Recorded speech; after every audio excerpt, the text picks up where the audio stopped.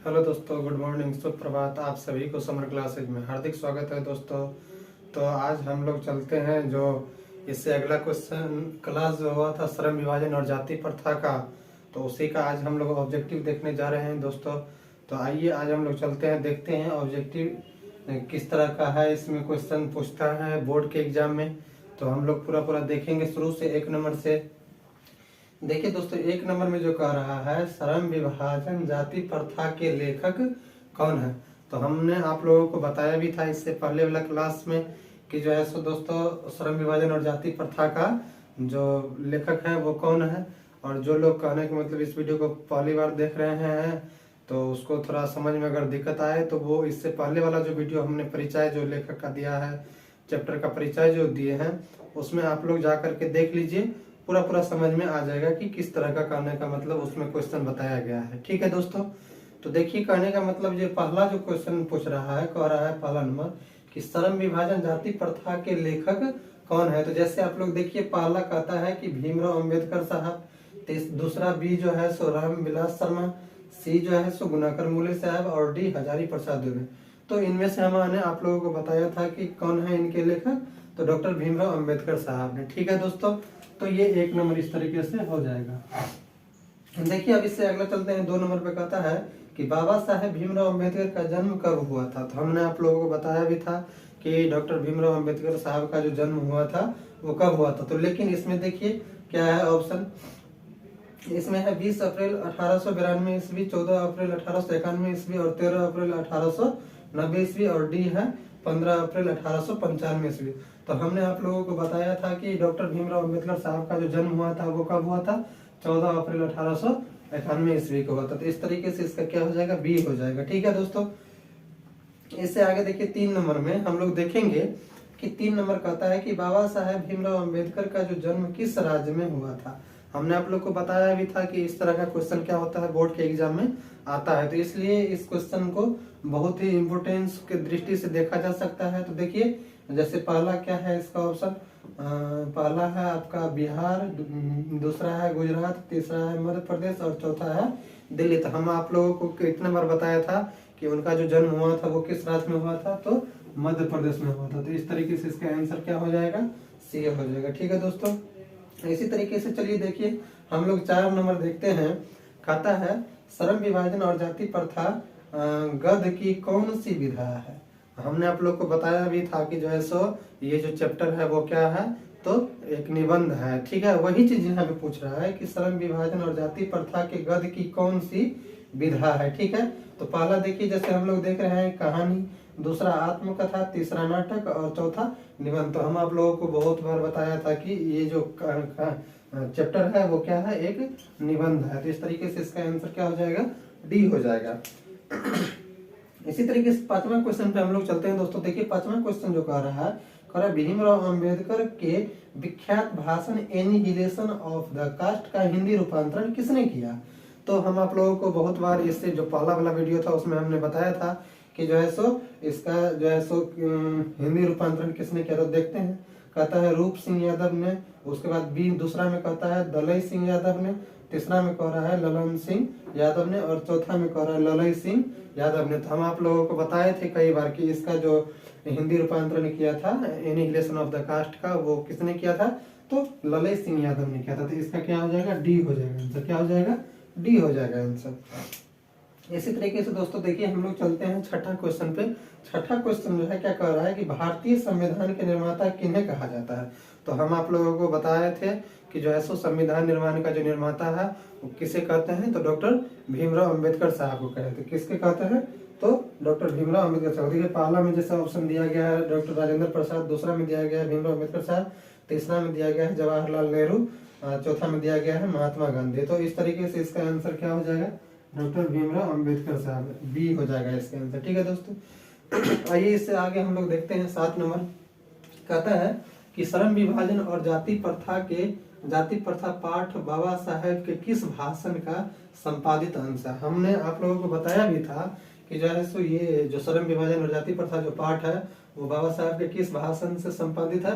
तो देखते हैं, the caste in India, who are the Shudras, see में कौन है जेनेसिस एंड डेवलपमेंट, और चौथा है एनिहिलेशन ऑफ द कास्ट। तो हमने आप लोगों को बताया भी था कि ये जो चैप्टर है वो क्या है, जाति प्रथा जो चैप्टर है वो किस भाषण से लिया गया है, तो एनिहिलेशन ऑफ द कास्ट से लिया गया है। ठीक है दोस्तों, इस तरीके से क्या हो जाएगा, इसका डी हो जाएगा आंसर। इससे अगला देखिए 8 नंबर में कहता है भीमराव अंबेडकर के मुख्यतः प्रेरक व्यक्ति कौन थे। हमने इससे अगला वीडियो में आप लोगों को बताया भी था कि जैसे डॉक्टर भीमराव अंबेडकर साहब के कितने जो प्रेरक व्यक्ति थे वो कितने थे, 3 व्यक्ति थे। कौन कौन थे, कबीर थे, उसके बाद ज्योतिबा फुले थे और बुद्ध थे। तो इसमें देखिए हम लोग देखते हैं, पहला ऑप्शन दिया गया है बुद्ध, दूसरा दिया गया है कबीर, तीसरा दिया गया ज्योतिबा फुले और चौथा दिया गया है इनमें से सभी। तो ये तीनों थे, तो इनमें से क्या हो जाएगा, ये सभी हो जाएगा। ठीक है, डी हो जाएगा दोस्तों। इससे अगला देखिए 9 नंबर कहता है कि आदर्श समाज स्वतंत्रता, समानता, भ्रातृत्व पर आधारित होगा, किसने कहा। तो देखिए ए नंबर में भीमराव अंबेडकर साहब ने, मैक्स मुलर साहब ने, बिरजू महाराज ने, और डी में है नलिन बिलोचन शर्मा ने। तो इस तरीके से जो है सो आदर्श समाज जो है सो आदर्श समाज स्वतंत्रता, समानता, भ्रातृत्व पर आधारित होगा, किसने कहा था, तो डॉक्टर भीमराव अंबेडकर साहब ने कहा था। तो इस तरह से इसका आंसर क्या हो जाएगा, ए हो जाएगा दोस्तों। ठीक है, इससे आगे देखिए अगला जो 10 नंबर क्वेश्चन है वो कहता है कि आधुनिक सभ्य समाज श्रम विभाजन को आवश्यक क्यों मानता है। तो देखिए कहता है कि जैसे आधुनिक जो सभ्य समाज है वो श्रम विभाजन को आवश्यक क्यों मानता है। तो ए नंबर में देखिए कहता है कि भाईचारे के लिए, रूढ़िवादिता के लिए, कार्य कुशलता के लिए और इनमें से कोई नहीं। हमने आप लोगों को बताया भी था कि जो है सो आज का जो समाज है, आधुनिक जो समाज है वो श्रम विभाजन को किसको, श्रम विभाजन को जो आवश्यक क्यों मान रहे हैं। तो इसलिए मानते हैं क्योंकि मान लीजिए कि कोई नाई है, ठीक है, और उसको काम करने में मान लीजिए कि अच्छा लग रहा है दूसरा, तो वो दूसरा काम अच्छा करेगा, तो दूसरा क्षेत्र में अच्छा कर सकता है, तो वो दूसरा काम करने के लिए स्वतंत्र है। तो यही चीज यहाँ कह रहा है कि कहने का मतलब जो है सो आधुनिक सभ्य समाज का सभ्य श्रम विभाजन, आधुनिक सभ्य समाज श्रम विभाजन को आवश्यक क्यों मानते हैं। तो पहला देखिए कहता है भाईचारे के लिए, दूसरा कहता है रूढ़िवादिता के लिए, तीसरा कहता है कार्य कुशलता के लिए और डी कहता है इनमें से सभी के लिए। तो किसके लिए मानता है, तो कार्य कुशलता के लिए आज का जो समाज है, सभ्य समाज, वो क्या मानते हैं कि जो है सो आवश्यक मानते हैं। तो इस तरीके से इसका आंसर क्या हो जाएगा, सी हो जाएगा। ठीक है दोस्तों, इस तरीके से देखिए अगला 11वां जो क्वेश्चन है कहता है भारत को बेरोजगारी का मुख्य कारण क्या है। भारत में बेरोजगारी का मुख्य कारण क्या है। तो देखिए दहेज प्रथा 1 में, 2 में है क्या है, जाति प्रथा, तीसरा में क्या है, भ्रष्टाचार, और चौथा में जो डी में जो देख रहे हैं क्या है, अशिक्षा। तो देखिए दहेज प्रथा तो होगा नहीं क्योंकि इसमें दहेज प्रथा का जिक्र नहीं किया गया है, भ्रष्टाचार का भी जिक्र नहीं किया गया, अशिक्षा का भी जिक्र नहीं किया गया।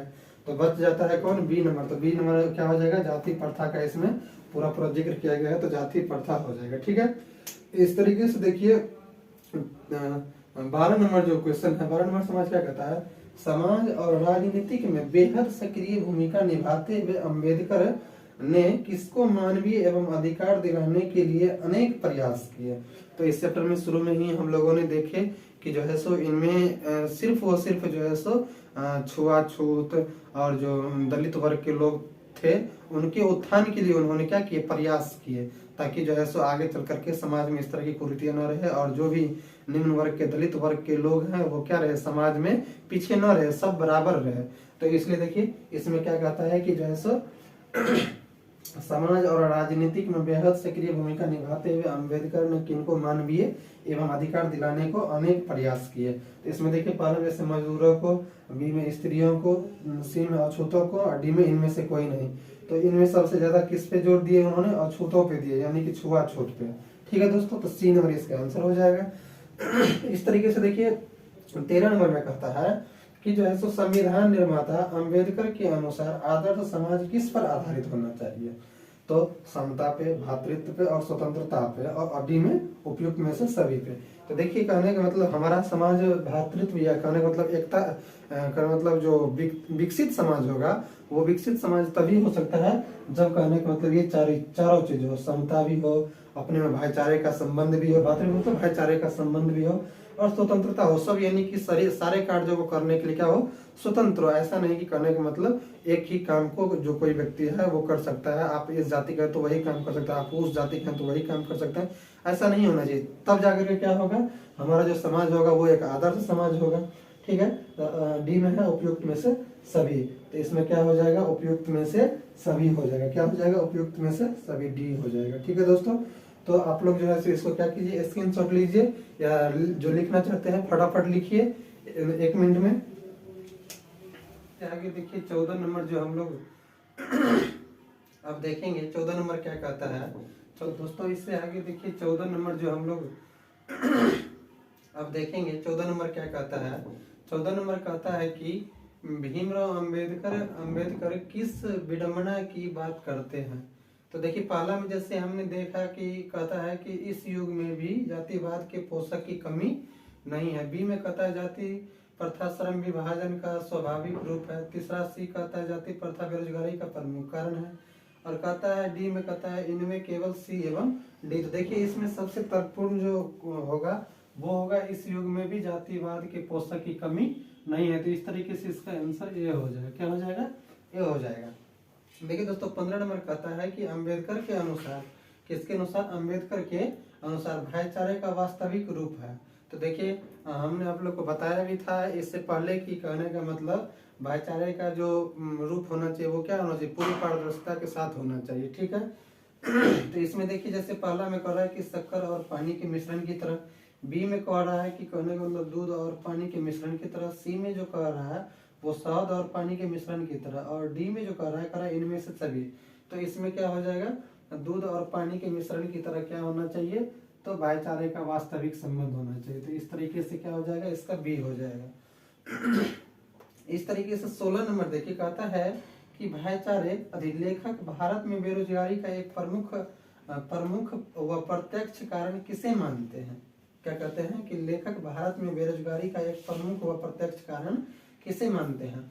तो पहला देखिए जैसे कहता है प्रतिकूल परिस्थितियों को, दूसरा बी कहता है कि कार्य कुशलता को, और सी कहता है जातिवाद को, और डी कहता है प्रतिकूल परिस्थितियों के साथ साथ उद्योग धंधे को। तो देखिए क्या कर रहा है कि लेखक भारत में बेरोजगारी का एक प्रमुख कारण जो मानते हैं, प्रत्यक्ष कारण किसे कहते हैं, तो वो है क्या है, तो जातिवाद, जाति प्रथा है। क्या है, जाति प्रथा है। तो इस तरीके से इसका क्या हो जाएगा, सी हो जाएगा। ठीक है। इस तरीके से 17 नंबर देखिएगा कहता है जाति प्रथा को श्रम विभाजन मान लिया जाए तो यह स्वाभाविक विभाजन नहीं है, क्योंकि ये मनुष्य की रुचि पर आधारित नहीं है। यह कथन किस पाठ का है। तो देखिए पहला में जैसे दे रखा है कि नौबत खाने में इबादत, बी में कह रहा है शिक्षा और संस्कृति, सी कह रहा है मछली, और डी कह रहा है श्रम विभाजन और जाति प्रथा। तो इस तरीके से आप कह सकते हैं कि इसका जो ये क्या कहते हैं कि मनुष्य की रुचि पर आधारित नहीं है, यह कथन किस पाठ से है, तो श्रम विभाजन और जाति प्रथा पाठ से। तो इस तरीके से क्या हो जाएगा, इसका आंसर डी हो जाएगा। ठीक है। देखिए इस तरीके से हम लोग चलते हैं 18 नंबर पे। देखिए 18 नंबर का जो क्वेश्चन कर रखा है, जाति प्रथा पेशे के, क्या कहता है, जाति प्रथा जो है सो पेशे का दोषपूर्ण निर्धारण नहीं होती, नहीं ही क्या कहता है, जाति प्रथा पेशे का दोषपूर्ण निर्धारण ही नहीं करती, बल्कि मनुष्य को जीवन भर के लिए एक पेशे में बांध भी देती है। प्रस्तुत गद्यांश के रचनाकार है। तो देखिए पहला कह रहा है अमरकांत, दूसरा कह रहा है राजेंद्र प्रसाद, तीसरा कह रहा है भीमराव अम्बेडकर, और चौथा कह रहा है नलिनी विनोचर शर्मा। तो इस तरीके से जो इसका जो है सो आंसर क्या हो जाएगा, भीमराव अम्बेडकर, सी हो जाएगा। ठीक है। इस तरीके से देखिए 19 नंबर का कहता है कि यह विडंबना की बात है कि इस युग में भी जातिवाद के पोषक की कमी नहीं है। यह कथन किस पाठ से है। ठीक है। यह कथन किस पाठ का है या किससे है, यहाँ पे किस पाठ का है। ठीक है। देखिए पापा देखिए कहता है श्रम विभाजन और जाति प्रथा, दूसरा कह रहा है विष के दांत, तीसरा कह रहा है नाखून क्यों बढ़ते हैं, और चौथा कह रहा है भारत से हमने क्या सीखा। तो इस तरीके से किसका ये हो जाएगा, पहला हो जाएगा श्रम विभाजन और जाति प्रथा का। ठीक है। इस तरीके से देखिए 20 नंबर में कह रहा है बुद्धा एंड हिज धम्मा के लेखक कौन है। तो बुद्धा एंड हिज धम्मा का लेखक हमने आप लोगों को इससे अगला जो वीडियो आया था उसमें भी हमने इसका जिक्र किया था। तो इसमें देखिएगा कहता है कि गुनाकर, पहला कहता है गुनाकर मुरली साहब, दूसरा कह रहा है बिरजू महाराज, और तीसरा कह रहा है नलिनी विनोचर शर्मा, और चौथा कह रहा है भीमराव अम्बेडकर साहब। तो बुद्धा एंड हिज धम्मा के लेखक कौन है, डॉक्टर भीमराव अम्बेडकर साहब है। कौन है, साहब है। ठीक है। इस तरीके से देखिए हम लोग चलते हैं 21 नंबर पे। 21 नंबर जो कर रहा है भाईचारे का दूसरा नाम क्या है। तो लोकतंत्र, सहयोग, श्रम और राजतंत्र। तो भाईचारे का जो दूसरा नाम है वो क्या है? लोकतंत्र। क्या है? लोकतंत्र है। देखिए 22 नंबर हम लोग देखते हैं। 22 नंबर का होता है हु आर शुद्राज किसकी रचना है? तो हु आर शुद्राज जो है ये किसकी रचना है देखते हैं। पहला यतीन्द्र मिश्र, दूसरा है भीमराव अम्बेडकर, तीसरा है महात्मा गांधी और डी है मैक्स मुलर साहब। तो इस तरीके से हु आर शुद्राज के जो रचनाकार है वो कौन है? डॉक्टर भीमराव अम्बेडकर साहब। इसका बी आंसर हो जाएगा। ठीक है, इस तरीके से देखिए जो सी 23 नंबर का रहा है, 23 नंबर का रहा है कि अंबेडकर ने किसको मानवीय अधिकार व सम्मान दिलाने के लिए अधिक संघर्ष किया। तो हमने जो है सो आप लोग को इससे पहले भी बताया कि जो है सो डॉक्टर भीमराव अम्बेडकर साहब ने सबसे ज्यादा जो है सो छोटे वर्ग के लोग, जो निम्न वर्ग के दलित वर्ग के लोग थे, उनको जो है सो आगे बढ़ाने के लिए, उनको जो जाति प्रथा की जो भेदभाव था उनसे निवारने के लिए, इका बाहर निकालने के लिए जो है सो इन्होंने किस पे काम किया? दलित वर्ग के लोगों पे किए। तो देखिए जैसे इसका आंसर क्या है? तो ए में है स्त्रियां, बी में मजदूर, सी में है अछूत और डी में है इनमें से कोई नहीं। तो स्त्रियां तो होगा ही नहीं, मजदूर तो होगा नहीं, इनमें से सभी, तो इनमें से सभी देखिए होगा नहीं होगा। इन्होंने किस पे काम किया सबसे ज्यादा? अछूत पे, भेदभाव पे, मतलब जाति प्रथा का जो भेदभाव था, अछूत था, छुआछूत हमारे समाज में उसको। तो इस तरीके से क्या हो जाएगा? सी हो जाएगा इसका आंसर। तो इस तरीके से आप लोग जो है सो फटाफट इसका क्या कीजिए, लिख लीजिए, जो लिखना चाहते हैं वो लिख लीजिए, या करने का मतलब जो इसका स्क्रीनशॉट लेना चाहते हैं स्क्रीनशॉट ले लीजिए फटाफट।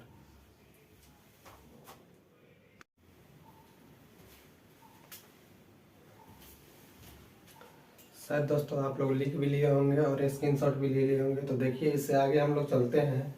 जो 24 नंबर हम लोग का क्वेश्चन था वो कहता है कि जो है सो किनके प्रोत्साहन पर अंबेडकर उचित शिक्षा के न्यूयॉर्क गए? क्या कहता है? किनके प्रोत्साहन पर अंबेडकर उच्चतर शिक्षा के लिए न्यूयॉर्क गए?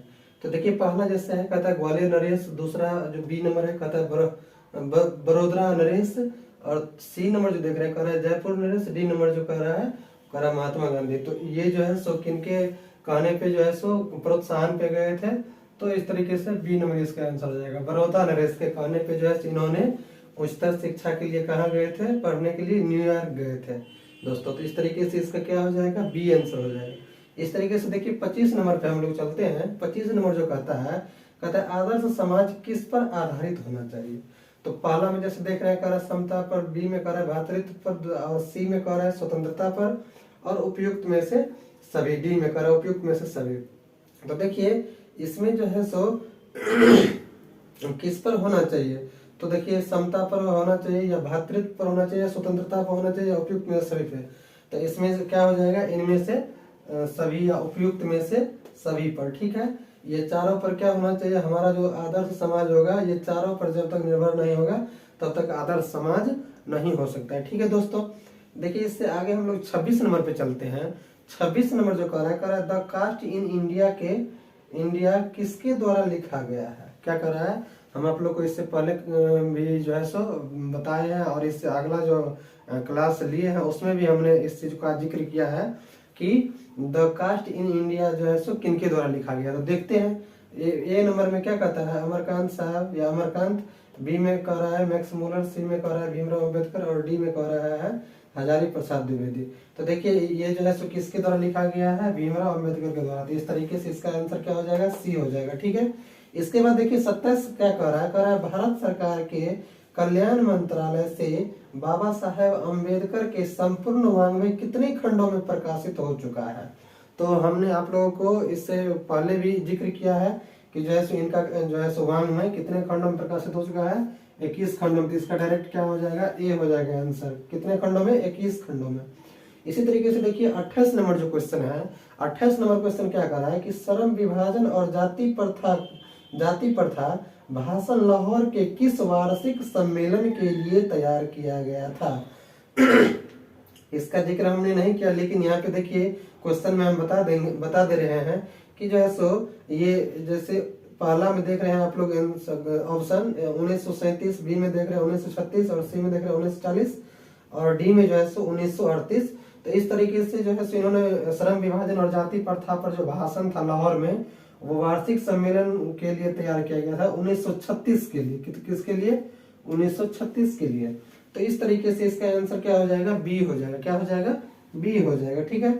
29 नंबर देखिए, इससे अगला जो क्वेश्चन है कह रहा है कि इस युग में भी जातिवाद के पोषक की कमी नहीं है, लेखक के अनुसार यह कैसी बात है।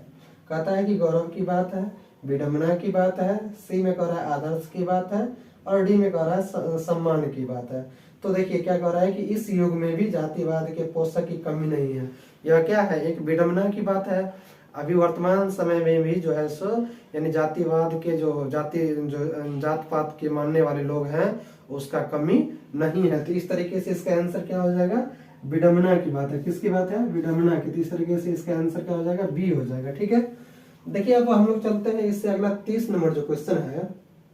30 नंबर क्वेश्चन कह रहा है कि बाबा साहेब भीमराव अंबेडकर का निधन हुआ। क्या कहता है, बाबा साहेब भीमराव अंबेडकर का निधन हुआ। पहला में देखिए जैसे कह रहा है कि 6 दिसंबर 1956 ईस्वी में, बी में कह रहा है 9 दिसंबर 1956 ईस्वी में, सी में कह रहा है 6 जनवरी 1957 ईस्वी में, और डी में कह रहा है कि 10 दिसंबर 1958 ईस्वी में। हमने आप लोगों को बताया भी था कि जो है सो डॉक्टर भीमराव अंबेडकर साहब का जो निधन हुआ था वो कब हुआ था, तो इनका निधन 6 दिसंबर 1956 ईस्वी को हुआ था। कितना को हुआ था, 6 दिसंबर 1956 ईस्वी में हुआ था। तो इस तरीके से इसका आंसर क्या हो जाएगा, ए हो जाएगा। ठीक है। और कहाँ पे हुआ था, तो आप लोग को ये भी हमने बताया है, तो दिल्ली में हुआ था। कहाँ पे हुआ था, दिल्ली में। देखिए इससे अगला क्वेश्चन हम लोग चलते हैं 31 नंबर पे। 31 नंबर जो कह रहा है महू मध्य प्रदेश के, यदि मध्य प्रदेश में किनका जन्म स्थान है। महू मध्य प्रदेश में किनका जन्म स्थान है। तो देखिए ए नंबर में कह रहा है बिस्मिल्लाह खां, बी में कह रहा है मैक्स मूलर, सी में कह रहा है महात्मा गांधी, और डी में कह रहा है भीमराव अंबेडकर। तो महू या मध्य प्रदेश में किनका जन्म स्थान है, तो भीमराव अंबेडकर साहब। किनका, भीमराव अंबेडकर साहब का। तो इस तरीके से इसका आंसर क्या हो जाएगा, डी हो जाएगा। ठीक है। इसी तरीके से देखिए 32 नंबर जो कह रहा है कि देयर मैकेनिज्म किनकी कीर्ति है। तो पहला में देखिए जैसे कह रहा है महात्मा गांधी, दूसरा में कह रहा है रामविलास शर्मा, तीसरा में कह रहा है भीमराव अंबेडकर, और चौथा में कह रहा है यतीन्द्र मिश्र। तो देखिए ये जो है सो देयर मैकेनिज्म किनकी कीर्ति है, तो डॉक्टर भीमराव अंबेडकर साहब। किनका है, डॉक्टर भीमराव अंबेडकर साहब का। तो इस तरीके से इसका आंसर क्या हो जाएगा, सी हो जाएगा। क्या हो जाएगा, सी। देखिए 33 नंबर जो कह रहा है विडंबना का अर्थ है। देखिए पालक, उपहास, समर्थन और अचानक। तो देखिए विडंबना का जो अर्थ होता है वो क्या होता है, तो उपहास होता है। क्या होता है, उपहास होता है। ठीक है। इसी तरीके से देखिए 34 नंबर क्वेश्चन कर रहा है कि भारत में जाति प्रथा का प्रमुख कारण क्या है। तो अमीर, पहला में देखिए जैसे अमीरी, बी में देखिए गरीबी, सी में देखिए बेरोजगारी, डी में देखिए उद्योग धंधों की कमी। तो देखिए भारत में जो जाति प्रथा का मुख्य कारण है वो क्या है, तो बेरोजगारी है। क्या है, बेरोजगारी है। तो इस तरीके से इसका आंसर क्या हो जाएगा, सी हो जाएगा। ठीक है। इसी तरीके से देखिए कहता है 35 नंबर जो क्वेश्चन है, 35 नंबर का है मानव मुक्ति के पुरोधा किसे कहा गया है। तो मानव मुक्ति का जो पुरोधा है वो देखिए 1 नंबर में ऑप्शन दिया गया है भीमराव अंबेडकर, दूसरा में दिया गया है यतीन्द्र मिश्र, तीसरा में दिया गया है अमरकांत, और चौथा में दिया गया है नलिनी विनोचन शर्मा। तो इस तरीके से मानव मुक्ति के पुरोधा किसे माना जाता है, डॉक्टर भीमराव अंबेडकर साहब। किसको माना जाता है, डॉक्टर भीमराव अंबेडकर साहब। तो इस तरीके से इसका आंसर क्या हो जाएगा, ए हो जाएगा। ठीक है। क्योंकि देखिए मानव मुक्ति के लिए उन्होंने क्या किया, बहुत प्रयास किए, इसलिए जो है सो मानव मुक्ति के पुरोधा किसे माना जाता है, तो डॉक्टर भीमराव अंबेडकर साहब को माना जाता है। ठीक है। तो देखिए आज जो है सो हम लोग जो है सो पूरा इस चैप्टर का जो ऑब्जेक्टिव क्वेश्चन था, जितने भी हर संभव पूछे जा सकते हैं एग्जाम में, वो सारे का सारे हम लोगों ने क्या किया, तो देखने का प्रयास किया। तो देखिए इससे जो मतलब अगला जो अब हम क्लास करने का मतलब लाएंगे वो क्लास पूरा सब्जेक्टिव का रहेगा। इसी चैप्टर का भीम श्रम विभाजन और जाति प्रथा का जो ऑब्जेक्टिव जितना क्वेश्चन है वो सारा का सारा ऑब्जेक्टिव क्वेश्चन अगला क्लास में रहेगा। तो आप लोग उस क्लास को देखना नहीं भूलिएगा, क्योंकि वो क्लास जो है सो बहुत ही इंपॉर्टेंस होता है, सब्जेक्टिव क्वेश्चन रहता भी बोर्ड में है, तो इसलिए उस क्लास को आप लोग जरूर देखिएगा। और अगर आप लोगों को यह वीडियो अच्छी लगी हो तो लाइक करिएगा, सब्सक्राइब कीजिएगा और शेयर करना नहीं भूलिएगा।